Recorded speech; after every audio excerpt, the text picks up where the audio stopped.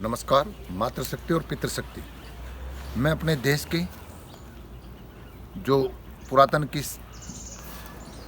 कलंकित संस्कृति कहूँगा कि जिसमें अपने ही लोगों की अज्ञानता, मजबूरी का फ़ायदा उठाने के लिए राज सत्ता और उनके शैक्षिक और पूंजीपति सूदखोरों के व्यक्तिगत विकास के लिए कैसे कैसे षड्यंत्र रचते आए हैं। और ये व्यापारिक शब्द के सही मैं आपको परिभाषित कर दूं कि व्यापार के अंदर कोई भी घुस जाए, वो ना अपनी नस्ल का होता है, ना वो अपने क्षेत्र का होता है, ना वो अपने देश का होता है। वो केवल और केवल उस समय जो उनके ताकत बढ़ाने वाले नेतृत्व शक्ति के इर्द गिर्द रह करके अपना विकास करते हैं और मानवता को शर्मसार करते हैं। उसी वजह से हमने हजारों साल का दंश झेला। गोरों से आज़ादी लेने में जब ले रहे थे, और भगत सिंह जी ने, मैं पूर्व में बोल चुका हूँ कि जेल में रहते हुए एक शब्द बोला था कि ये जो हम गोरों से आज़ादी ले रहे हैं ये पूर्ण आज़ादी नहीं है। हमें अपने आंतरिक काले गोरों से, जिनके पास सत्ता आ जाएगी, उनसे भी आज़ादी लेनी पड़ेगी। एक क्रांति उनसे आज़ादी के लिए लेने के लिए करना पड़ेगा। और वो समय करीब करीब मुझे लगता है कि उस इर्द गिर्द अब हम आ रहे हैं। ऐसा वातावरण ये देश के शासक बना रहे हैं।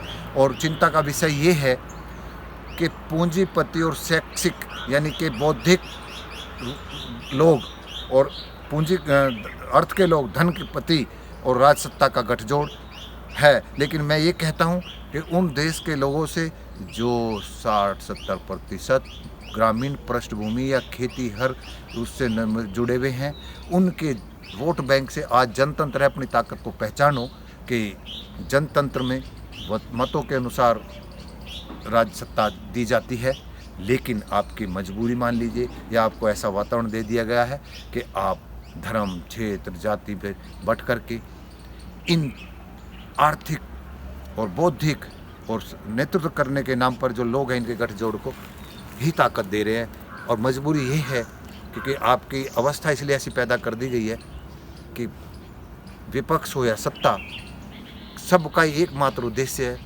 उस मताधिकारी जो जनतंत्र का नेतृत्व, मतलब जनता के द्वारा नेतृत्व सुपुर्द करने वाले पब्लिक, वो लाचार है, वो बांट दी गई है। इस किसान आंदोलन में भी आप दर्शन दे लीजिए कि जो बाहर से समर्थन करने की बात कर रहे हैं और वो उनके द्वारा समर्थन से किसान मजदूर अपमानित हो रहा है कि इनसे पराजित है।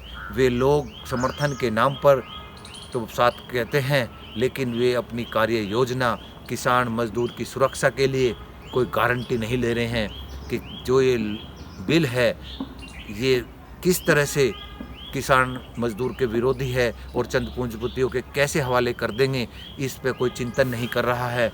दुर्भाग्य है। तो मैं कहूँगा कि आपको ही आपको विवेक जगाना पड़ेगा, लेकिन नहीं जाग रहा है क्योंकि हमें क्षेत्रीयता में इसमें दिन कैसे बांट दिया। मैंने पिछली वीडियो में आपको आधार बताया था कि ये कुछ क्षेत्र का आंदोलन बता करके वहाँ पर नए नए आरोप घड़ रहे हैं कि यहाँ ज़्यादा फसल उगती है, उससे जो पानी का दोहन करते हैं उन फसलों से, और उसकी उत्पाद ज़्यादा होता है, बर्बादी होती है। हमारे पास स्टोरेज करने की क्षमता नहीं है, अधिक पैदावार हो रही है, गन्ना, धान, गेहूँ, ये मैंने आपको ध्यान आकर्षित किया था।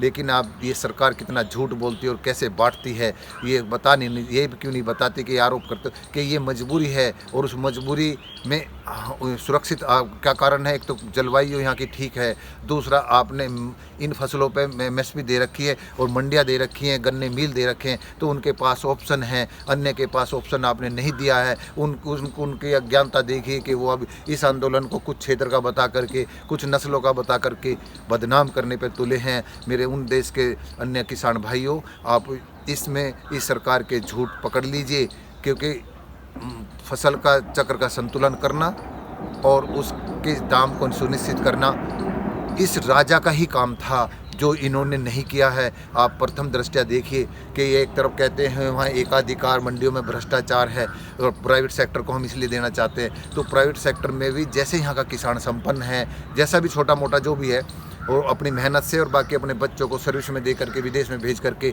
अपने अन्य स्रोतों से वो जो पिज़्ज़ा खा रहा है या बड़ी बड़ी गाड़ियों में घूम रहा है, वो उसके लिए कलंकित करते हैं कि धरने पर पिज़्ज़ा खाया जा रहा है, बड़ी बड़ी गाड़ियाँ आ रही है। इसका मतलब इनका तुच्छता। और देख लीजिए कि किसान मजदूर दीनहीन ही होना चाहिए था, वो बिन कपड़ों के होना चाहिए था, तो वो किसान कहलाता। किसान अगर संपन्नता के साथ जी रहा है, अपनी मेहनत से जी रहा है, वो इस क्षेत्र का या विदेशों में या सर्विस में जा कर के, तो उसको कलंकित किया जा रहा है। इसका मतलब पूरे देश के इन पूंजीपतियों का और इन राजसत्ताओं का ये मानना है कि किसान होने का मतलब है कि वो दीनहीन रहे, गरीब रहे, लाचार रहे। तो आपके 80% किसान के लोगों जिनको तुम्हें MSP का ना तो पूर्ण दाम मिलता है, ना खरीद सुनिश्चित है, तो आप इनके झांसे में क्यों आ रहे हैं? क्या इन्होंने ऐसा विकल्प दिया उसमें MSP को जो कह रहे लिखित जारी रहेगी? लिखित तो घोषणाएं बहुत हैं, कंपलसरी खरीदारी भी निश्चित है क्या कि खरीदारी सुनिश्चित की है?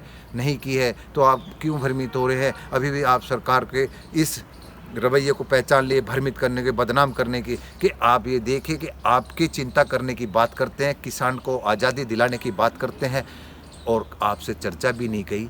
जिन लोगों से चर्चा करी उनके 3 साल पहले उन्होंने ज़मीन अधिग्रहण करके और बड़े बड़े उनके स्टोरेज और भंडारण का और प्रशासन का व्यवस्था बना दी है।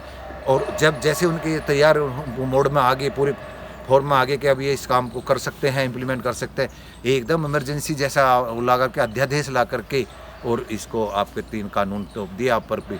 मैं कह रहा हूँ इन कानूनों में जब अगर गलती नहीं थी तो आप संशोधित क्यों कर रहे हो? और अगर आप किसान को आज़ाद करना चाहते थे तो फसल का सुनिश्चित क्यों नहीं कर रहे, मूल्य सभी फसलों का, और उनकी खरीद सुनिश्चित नहीं करे? तो ये समझ लीजिए कि जिन लोगों के लिए प्लान करा था उनको तो व्यवस्था पहले बनाकर सेटअप लगाने के लिए मौका दिया, और जिनको आज़ादी देने की बात करें उनसे पूछा भी नहीं गया। तो ये झूठ नहीं है, कि ये भ्रमित नहीं है। तो मैं किसान के नेता जो भिन्न भिन्न जगह के हैं वे समझ लें और इनके तत्कालिक लाभ में नहीं। मैंने कहा जो व्यापारिक दृष्टिकोण से अगर आप सोचेंगे, तात्कालिक लाभ की सोचेंगे, धन की सोचेंगे, तो आप अपनी आने वाली नस्लों को गुलाम कर देंगे और आप पे समाज धिक्कारेगा, किसान मजदूर आप पे धिक्कारेंगे। तो इस तरफ ना ले जाइए देश के किसान के लोगों। और आंदोलन में इन 2-3 मांग जो मैंने बताई थी, जो मैंने आपको बताया, इन पे आप समर्थन दीजिए, क्योंकि विपक्ष भी इसी तरह का है, वो भी क्लियर नहीं कर रहा। आपको अड़े रहना पड़ेगा, क्रांति का दौर आ गया है, इस पर महत्वपूर्ण निर्णय लीजिए। इन्हीं शब्दों के साथ मेरे दर्द को समझना। नमस्कार।